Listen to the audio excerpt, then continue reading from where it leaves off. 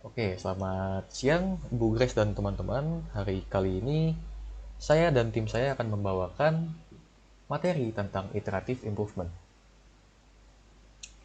Pertama-tama, kita akan membahas tentang asal mula algoritma iterative improvement.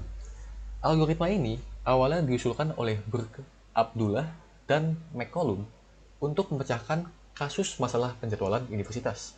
Lalu, algoritma ini diadaptasi oleh Hari Krishna Narasimhan dan Sanjeev Shantish untuk membuat foto mozaik. Lantas, bagaimana sih cara kerja iterative improvement? Nah, algoritma ini bekerja dengan mencari solusi yang paling memungkinkan terlebih dahulu. Nah, ini mirip-mirip dengan greedy ya. Jadi, greedy itu juga sama. Greedy itu mulai dengan solusi yang paling mungkin. Lalu lanjut ke pilihan kedua, opsi ketiga, dan seterusnya. Namun bedanya, iterative improvement ini, karena namanya peningkatan, jadi dia mengulang langkah di atas. Jadi dia tidak memilih solusi yang paling memungkinkan, lalu langsung diterapkan. Tidak. Jadi dia mengulangi, mencari-mencari, sampai solusi yang paling efisien ditemukan. Nah, lantas solusi tersebut nantinya diubah menjadi fungsi objektif yang dapat menyelesaikan masalah atau persoalan. Nah, hasil solusi yang ditemukan paling akhir ditetapkan sebagai solusi yang paling optimal. Nah, bisa lihat pada pojok kanan bawah ini ada sedikit diagram tentang cara kerja iterative improvement. Dimulai dari bawah hingga mencari-cari hingga mendapatkan solusi yang paling optimal. Nah, ada beberapa penerapan algoritma ini. Di antaranya ada 5 algoritma, ada 5 penerapan algoritma ini yang kita akan bahas pada kali ini, yaitu metode simplex, algoritma Ford-Fulkerson, maximum matching dalam grafik di parti T, algoritma Gale-Shapley, dan pencarian lokal heuristik. Untuk algoritma yang pertama, penerapan algoritma yang pertama, ada metode simplex. Nah, metode simplex ini merupakan algoritma klasik untuk linear programming yang dikenalkan oleh matematikawan asal Amerika, yaitu George B. Dantzig pada tahun 1947. Fungsi metode ini adalah untuk memecahkan masalah pada pemrograman linear yang kombinasi variabelnya terdiri dari 3 variabel atau lebih. Metode ini juga bisa diterapkan untuk masalah dunia nyata, seperti memaksimalkan aliran material melalui jaringan. Contohnya, sistem pipa air, merancang jaringan komunikasi, maupun jalur transportasi. Nah, cara kerja metode simplex adalah seperti ini. Di sini ada contoh soalnya. Jadi fungsi maksimum itu Z sama dengan 3X plus Y. Dan ada 3 fungsi kendala, yaitu Z plus Y lebih kecil sama dengan 4, Z plus 3Y lebih kecil sama dengan 6, dan X lebih besar dari 0, dan Y lebih besar sama dengan 0. Nah, jadi apa sih persoalannya? Persoalannya itu ini. Persoalannya itu jadi fungsi maksimum itu harus dipecahkan, namun nilai-nilai Z, X, dan Y harus memenuhi syarat-syarat, nilai X dan Y harus memenuhi syarat-syarat di fungsi kendala. Jadi X plus Y, X tambah Y itu nggak boleh lebih besar, lebih kecil dari 4, dan seterusnya seperti itu. Nah, cara pengerjaan menggunakan metode simplex itu gimana sih? Nah, pertama, kita harus menyederhanakan fungsi maksimum dan fungsi kendala untuk dimasukkan ke tabel simplex. Jadi ini ya, jadi dibuat menjadi suatu fungsi variabel. Ya, seperti ini ya. Nah, yang kedua, ada menyusun tabel simplex. Nah, yang sudah tadi, jadi ada variabel-variabel, nilai-nilai variabelnya dijabarkan menjadi sebuah tabel. Jadi seperti di sini. Jadi Z itu Z sama dengan kan 1 nih, 1 Z tambah 1 kali Z kan. Habis itu ini harusnya min 3 ya. X ini harusnya min 3x. Ini sepertinya tabelnya salah. Lalu Y ini min 5, ya min 5, 0, 0, 0. Ya, pokoknya kita yang ngikutin dari sini, dari fungsi yang sudah disederhanakan. Next. Nah, yang ketiga adalah tentukan kolom pivot. Nah, kolom pivot itu merupakan kolom yang memiliki nilai negatif terbesar pada fungsi maksimum. Nah, pada soal ini, fungsi maksimumnya itu adalah fungsi Z. Jadi, variabel Z itu adalah fungsi maksimumnya. Lantas, kolom pivot berada di nilai minus 5. Nah, karena variabel Z ini ada 1, min 3, min 5, dan 0, 0, 0, maka kolom pivotnya berada di Y yang memiliki nilai minus 5. Nah, lanjut, kita harus tentukan baris pivot. Nah, tentukan rasio, yaitu caranya dengan membagi kolom hasil dan pivot. Nah, di sini tentukan, kita buat lagi nih satu kolom lagi ya, kolom rasio. Kita membagi nilai hasil dan pivot. Nah, 0 dibagi min 5, strip, karena ya nggak bisa kalau dibagi kan. Hasil 4 dibagi 1, nah jadi 4, dan 6 bagi 3 jadi 2. Nah, oleh karena itu kita sudah mendapatkan nilai rasio. Nah, baris pivot merupakan baris yang memiliki nilai rasio positif yang terkecil. Di sini, rasio dengan nilai positif terkecil adalah 2. Maka, baris variabel V adalah baris pivot karena memiliki nilai rasio 2. Next.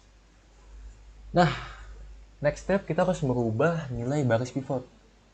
Baris pivot atau baris V yang sudah kita cari tadi, baris V, dibagi dengan nilai pivot atau 3 ya. Nah, itu tadi 3. Nah, dibagi nih, 0 bagi 3, ya 0. 1 bagi 3, 3 bagi 3, 0 bagi 3, dan 1 bagi 3. Dan hasil juga dibagi, 6 bagi 3. Setelah baris pivot ditemukan, jadi ini variabelnya berubah ya, jadi variabel Y dari V.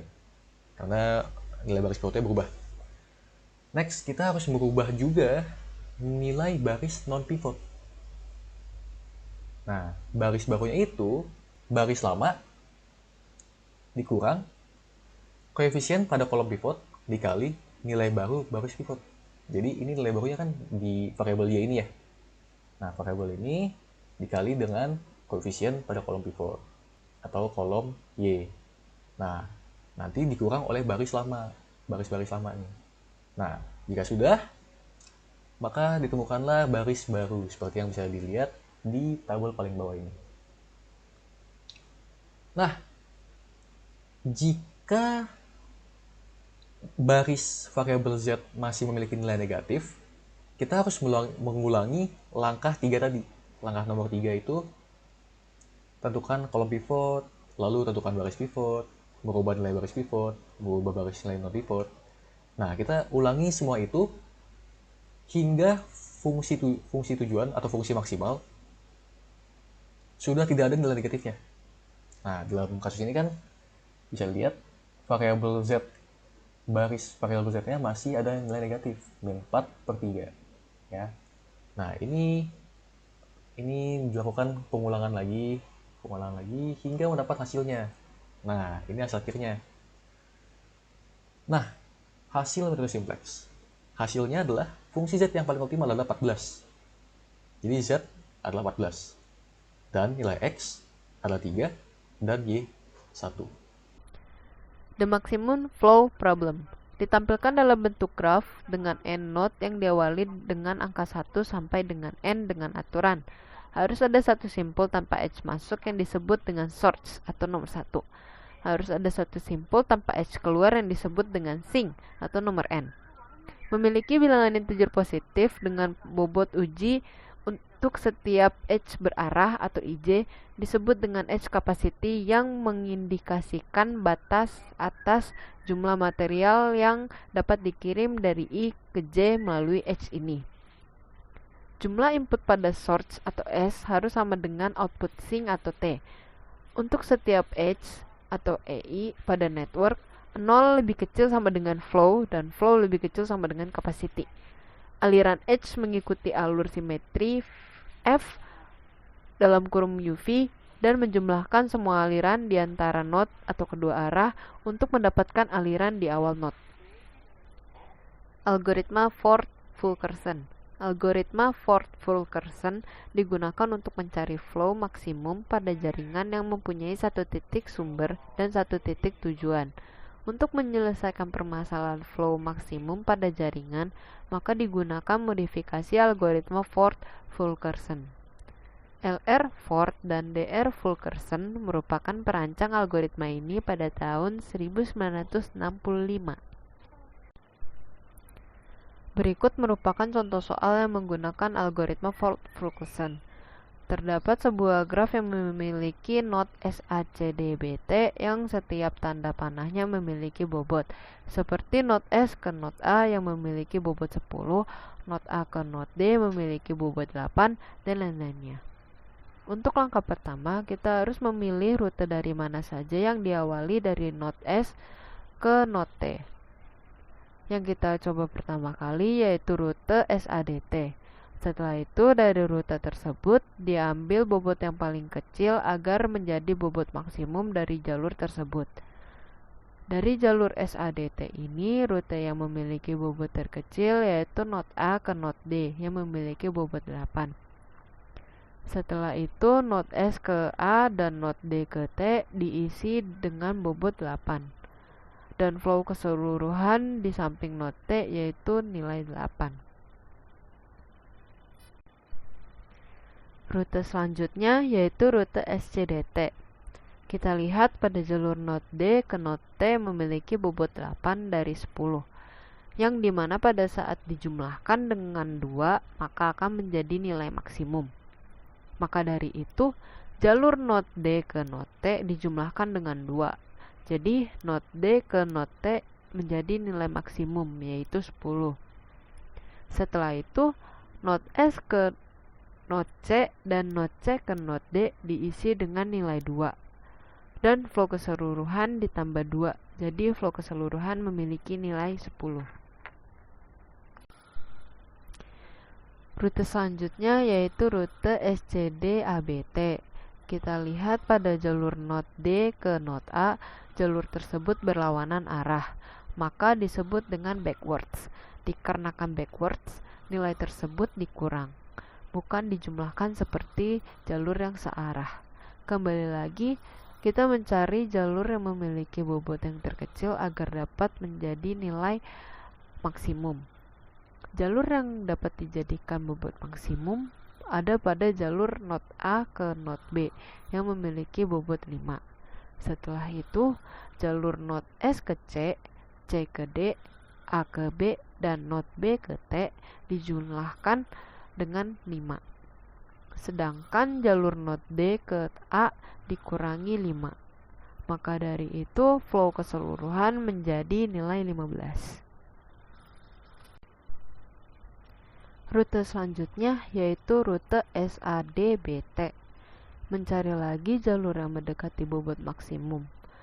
Yang mendekati jalur maksimum yaitu node S ke A, yang dengan dijumlahkan dengan 2 akan menjadi bobot maksimum. Maka dari itu, rute SADBT dijumlahkan dengan 2. Maka flow keseluruhannya yaitu 17.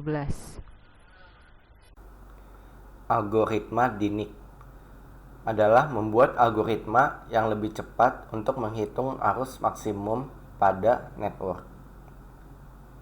Di sini ada contoh algoritmanya, yaitu S ke A-nya 0/10, S ke C 0/8. Semuanya angka 0/2, 0/6, 0/8, angkanya masih 0. Lalu di gambar pertama, S ke A ke B ke T flow sama dengan 8. Nah, karena flow sama dengan 8, yang tadi angkanya 0 diubah menjadi 8/10. Jadi hanya nolnya saja yang diubah. S ke A 8/10, A ke B 8 per 8, B ke T 8 per 10. Lalu di gambar kedua sama kayak sebelumnya, SCBT flow sama dengan 2, S ke C 2 per 8, C ke B 2 per 6, B ke T 2 per 10. Lalu yang gambar ketiga sama seperti sebelumnya, SCDT flow sama dengan 6, S ke C 6 per 8, C ke D 6 per 7, D ke T 6 per 10. Lalu yang gambar keempat ini angkanya ditotalin. Jadi gambar yang pertama 1, 2 sama 3 ditotal. Contohnya seperti ini. Di gambar keempat kan ada angka yang tulisan berwarna hitam. Nah, di gambar pertama SKA-nya itu kan 8 per 10. Nah, di gambar pertamanya SKA-nya 8 per 10. Terus di gambar kedua SKA-nya kan nggak ada. Yang gambar ketiga SKA-nya kan nggak ada. Maka 8 per 10 turunin ke 4. Begitu juga 2 sama 3 S ke C-nya. Kan 2 per 8 sama 6 per 8. Nah, gambar keempatnya jadi ditambahin jadi 8 per 8. Lalu yang udah dikasih tahu S ke A C D T, SA-nya itu ditambah 1 jadi 8 per 10 jadi 9 per 10. Begitu sampai seterusnya. Terus A ke C 1 per 2.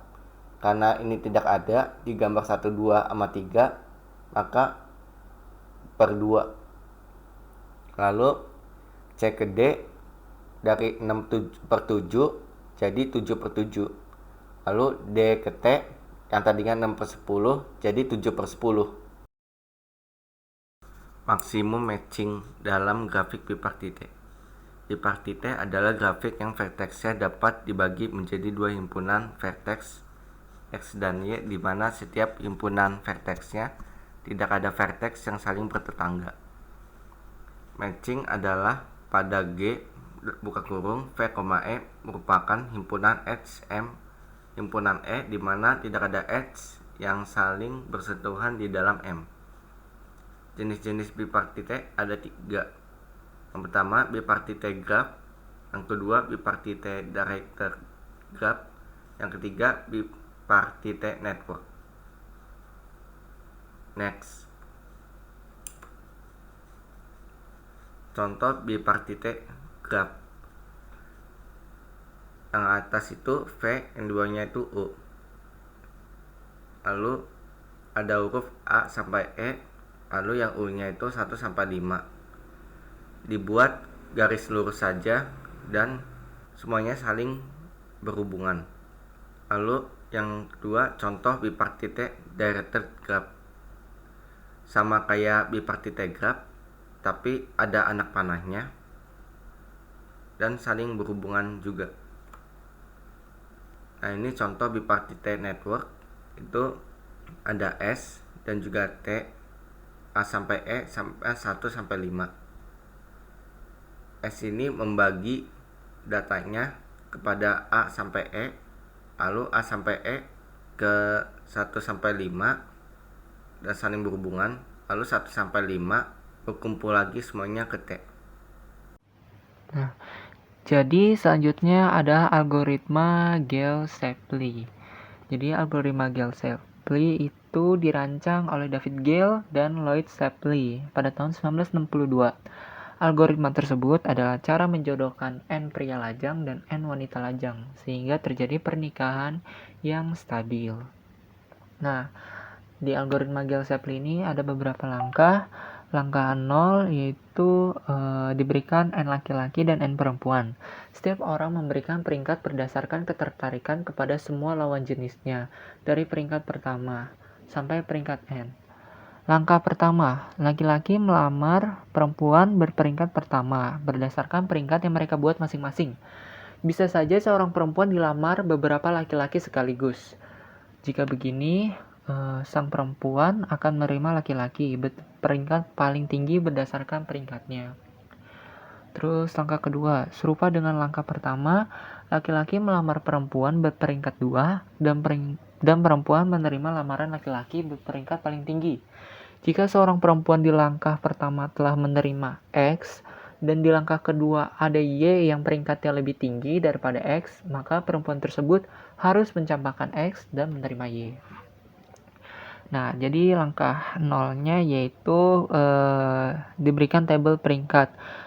Nah, sebelumnya di sini prianya yaitu ada 4 dan wanitanya ada 4. Prianya ada Andi, Budi, Cecep, dan Dedi.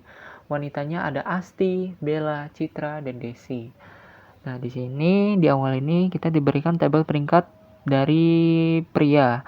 Yang pertama Andi itu peringkat pertamanya Asti, kedua Bella, ketiga Citra, keempat Desi. Terus Budi itu peringkat pertamanya ada Bella, kedua Citra, ketiga Asti, keempat Desi. Nah, Cecep tuh peringkat pertamanya Bella, keduanya Citra, ketiga Asti, keempat Desi. Nah, terus ada Dedi, peringkat pertamanya Bella, kedua Desi, ketiga Citra, keempat Asti. Nah, terus juga diberikan tabel peringkat dari pihak wanita. Nah, di sini ada Asti, peringkat pertamanya Cecep, kedua Budi, ketiga Andi, keempat Dedi. Terus ada Bella. Bella ini peringkat pertamanya Andi, peringkat keduanya Dedi, ketiga Budi, keempat Cecep. Nah, peringkat ke selanjutnya ada dari Citra, peringkat pertamanya yaitu Cecep, kedua Budi, ketiga Andi, keempat Dedi. Terus ada dari Desi yaitu peringkat pertamanya Andi, kedua Cecep, ketiga Budi, dan keempat Dedi. Nah, jadi di sini kita mulai dari tadi kan sudah dari langkah 0, terus selanjutnya ada langkah 1. Jadi di sini Andi melamar Asti ya, karena yang pertama bisa kita lihat Andi peringkat pertamanya Asti, jadi dia harus melamar Asti. Dan Budi, Cecep, dan Dedi melamar perempuan yang sama yaitu Bella, karena peringkat pertama dari Budi, Cecep, dan Dedi adalah Bella. Nah, di sini Asti mau tidak mau harus menerima Andi, karena Andi satu-satunya pria lajang yang melamarnya. Sedangkan Bella harus menerima Dedi dan menolak Budi dan Cecep. Kenapa? Karena Budi peringkatnya lebih tinggi daripada mereka berdua. Sedangkan Citra dan Desi hanya bisa terdiam menunggu laki-laki yang melamar. Di sini di langkah pertama ini kita mendapat 2 pasangan, yaitu Andi Asti dan Dedi Bella. Selanjutnya ada langkah kedua. Karena Andi dan Denny sudah mempunyai pasangan, maka langkah kedua hanya diikuti oleh Budi dan Cecep. Ternyata Budi dan Cecep sama-sama melamar Citra, karena peringkat kedua dari Budi dan Cecep yaitu Citra. Tetapi di sini yang diterima hanya Cecep.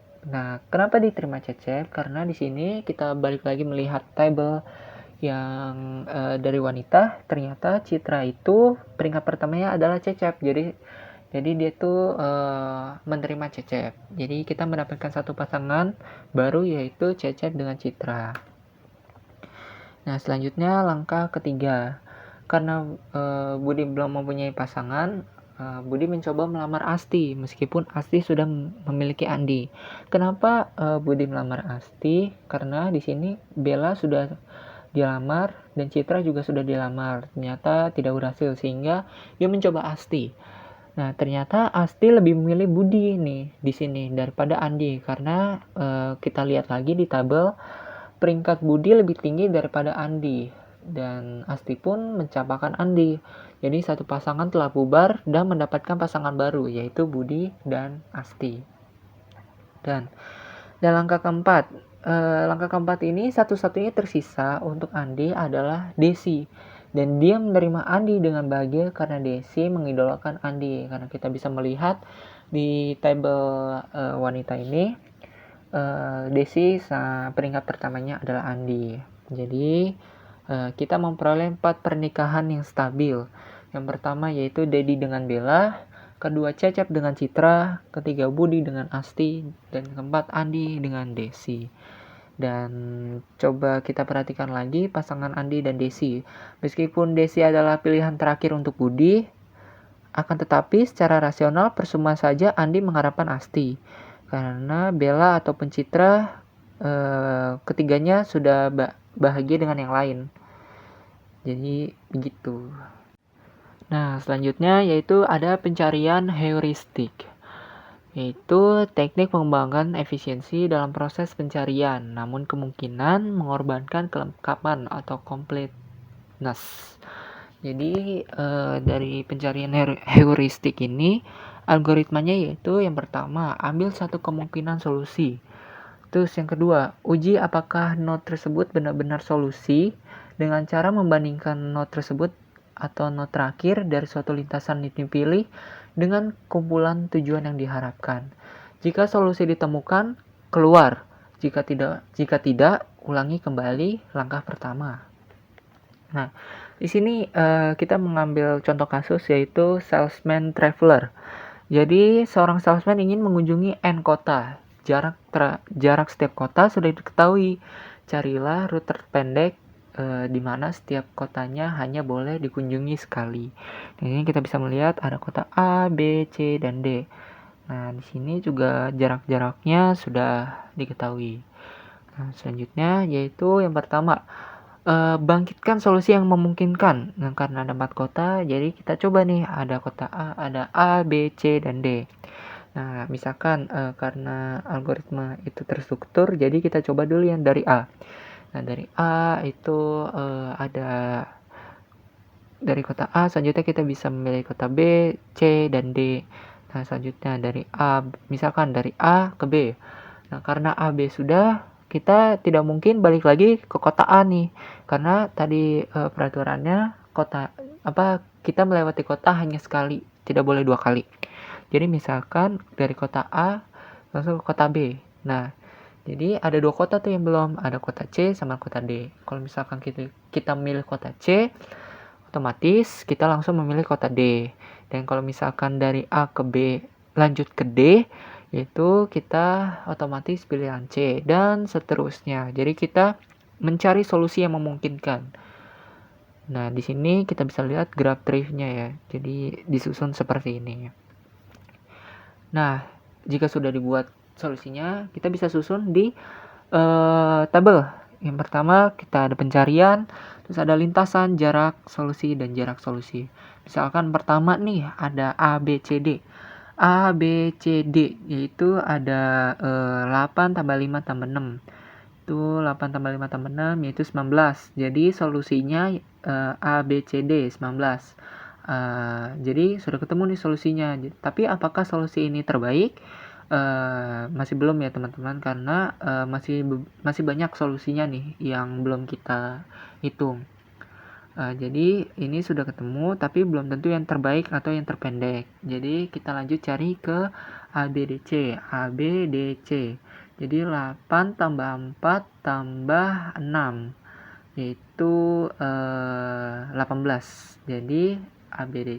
Jadi solusinya berubah nih karena jaraknya pendek 18 karena kan tadi 19. Jadi solusinya ABDC, jarak solusinya 18. Nah, apakah ini masih sudah yang terbaik? Belum ya teman-teman. Pokoknya ini terus dicari sampai selesai. Terus ada ACBD. ACBD.